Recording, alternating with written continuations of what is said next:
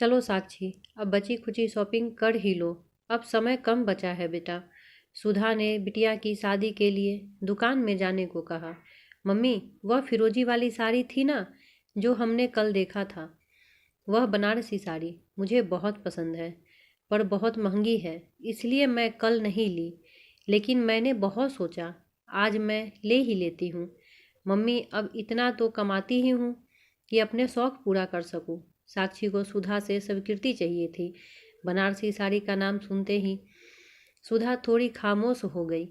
चेहरे के उतरते चढ़ते भाव को देखकर साक्षी ने कहा, मम्मी, जब भी बनारसी साड़ी का नाम आता है आप कुछ यादों में खो जाती हैं। पूछने पर आप हमेशा टाल देती हैं, पर आज आपको बताना ही पड़ेगा।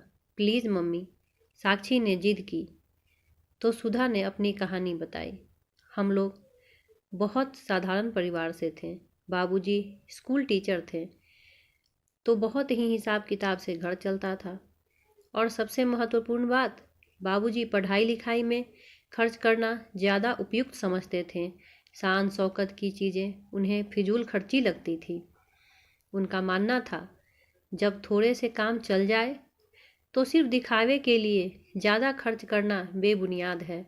बाबूजी दिन भर का खर्च एक डायरी में लिखा करते थे।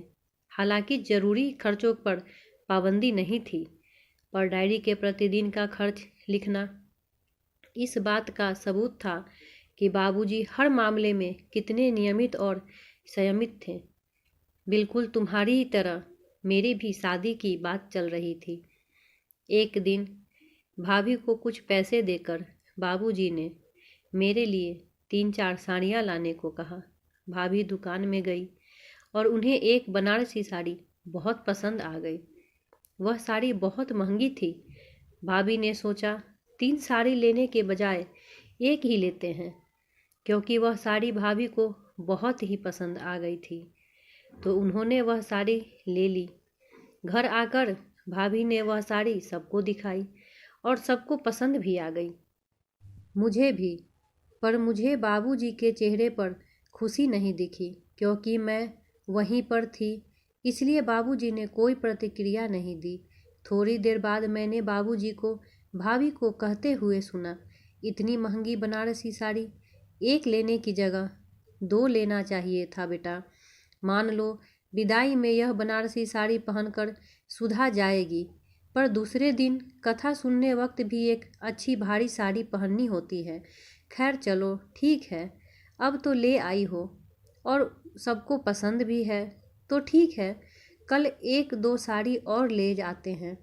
बाबूजी के चेहरे की परेशानी मैं भली भांति समझ रही थी। वह जानते तो थे सबके पसंद की सब चीज़ें कराना, पर शायद उनकी जेब इतनी इजाज़त नहीं दे रही थी। और ऐसा भी नहीं था कि बाबूजी मेरी शादी अचानक तय करके कर दी हो। वह जानते थे बेटी है, उसकी शादी में पैसे खर्च होंगे। वर्षों से धनतेरस के दिन बाबूजी चांदी के सिक्के खरीदते थे। तब सब उनसे पूछते, पूजा किए हुए इतने सिक्कों का क्या करोगे? इन्हें तो बेच भी नहीं पाएंगे। तो पिताजी का एक ही जवाब होता, सुधा की शादी में काम आएगा। देखते देखते मेरी शादी का दिन भी आ गया। बाबूजी अपनी हैसियत से भी ज़्यादा इंतजाम किए थे। क्या है ना बेटा साक्षी, हम मध्यम वर्गीय इस बात में ज़्यादा ध्यान देते हैं कि लोग क्या कहेंगे। बहुत अच्छी और धूमधाम से मेरी शादी हुई। शादी के बाद जब हमने चढ़ावे की साड़ी जो लड़के वालों की तरफ से थी वह देखी, तो काफ़ी आश्चर्यचकित रह गए। महंगी महंगी साड़ियाँ थीं, 4 तो बनारसी ही थीं। अब फिर वही समस्या, विदाई यदि वह वाली महंगी बनारसी साड़ी पहना कर हुई, तो दूसरे दिन कथा के समय पहनने के लिए भारी साड़ी नहीं थी। तभी भाभी को एक तरकीब सूझी।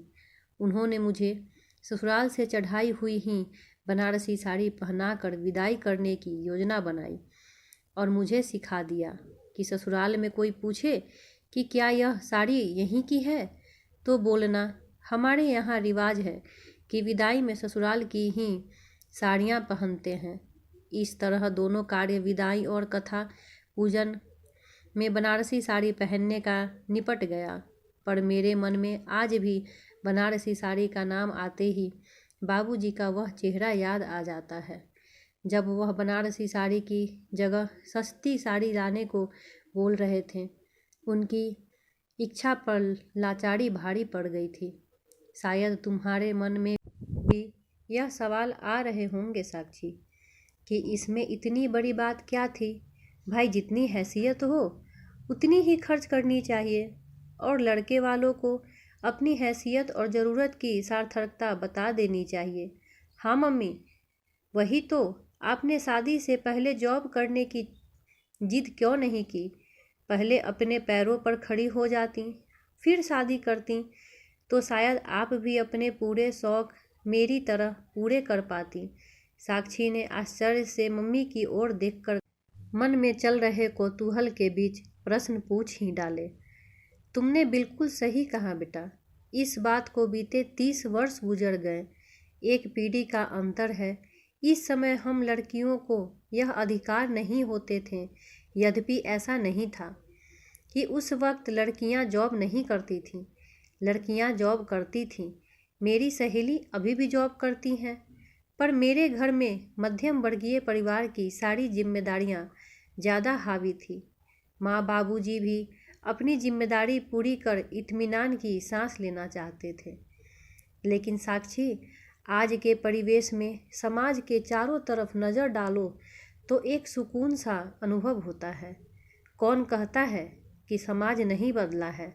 आज लड़कियां कंधे से कंधा मिलाकर नौकरी कर अपने पैरों पर खड़ी हैं, परिवार की जिम्मेदारियां भी बखूबी निभा रही हैं और एक लड़की के विकास में निरंतर बनी हुई हैं। आने वाला समय और खुशहाल व सुख में होगा। हमें अपनी बेटियों पर गर्व है। आज वह एक बनारसी साड़ी नहीं, ऐसी न जाने कितनी बनारसी साड़ियाँ खरीद सकती हैं। साक्षी, मेरा मकसद तुम्हें अपनी बात सुनाकर सहानुभूति बटोरना नहीं है, और मेरे बाबूजी गलत हैं ऐसा भी नहीं है। बाबूजी फिजूल खर्ची के विरोध थे, और वह ठीक भी हैं। बेटा, शादी ब्याह के नाम पर आडंबर करके करोड़ों खर्च करना मुझे भी उपयुक्त नहीं लगता है। उन्हें पैसों को सेविंग करके आने वाले अपने नए भविष्य को संवारा जा सकता है। और सबसे बड़ी बात, आज के बदलते परिवेश में सबसे महत्वपूर्ण बात हमारे विचारों में भी बदलाव है। शायद आज हम खुद अपनी बेटियों की शादी बिना उनके पैरों पर खड़े हुए नहीं करना चाहेंगे। थैंक गॉड मेरा जन्म इस युग में हुआ। और हंसते हुए साक्षी ने सुधा का हाथ पकड़कर दुकान की ओर चल पड़ी। दोस्तों, आज के परिवेश में यह कहानी शायद मिथ्या लगे, पर बरसों पहले कुछ परिवारों की यथार्थ थी। दोस्तों, आप हमें कमेंट में बताएं कि ये कहानी आपको कैसी लगी, ताकि मैं और अच्छी अच्छी कहानियाँ आपके लिए लेके आ सकूं। मेरे वीडियो को लाइक करें, शेयर करें, मेरे चैनल को सब्सक्राइब करें, बगल में दिए हुए बेल आइकन को दबाना ना भूलें, जिससे मेरी अगली आने वाली वीडियो आपको मिल सके। धन्यवाद।